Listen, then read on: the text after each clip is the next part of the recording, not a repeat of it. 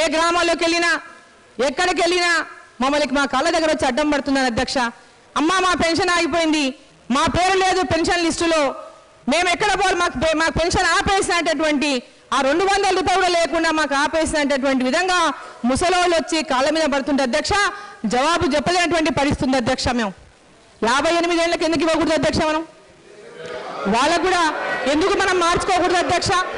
మనం ఎందుకు నిబంధనలు మార్చుకోకూడదు అధ్యక్ష? మనం ఎందుకు మన తెలంగాణలో కొత్త నిబంధనలు తెచ్చుకోకూడదు అధ్యక్ష? మన తెలంగాణలో అరే మేము ఇచ్చిన మాట వదిలేయండి భయ్, మీ మన సంగతి మాట్లాడదాం, అప్పటి సంగతి వదిలేయండి, ఇంకా గతం గురించి వదిలేయండి, పాజిటివ్ ఆలోచన చేయండి, నెగటివ్ బంద్ చేయండి, దయచేసి నెగటివ్ ఆలోచనలు మానేయండి. కాంగ్రెస్ పార్టీ ఆనాడు పెన్షన్లు ఇచ్చిందంటే అధ్యక్ష, తెలంగాణ రాష్ట్రంలో 10 జిల్లాల్లో 32 లక్షల మందికి రోజు పెన్షన్ పొందుతున్నారంటే ఎంతమంది బీద కుటుంబాలు ఉన్నాయని ఒక్కసారి ఆలోచన కలగలేదు అధ్యక్ష.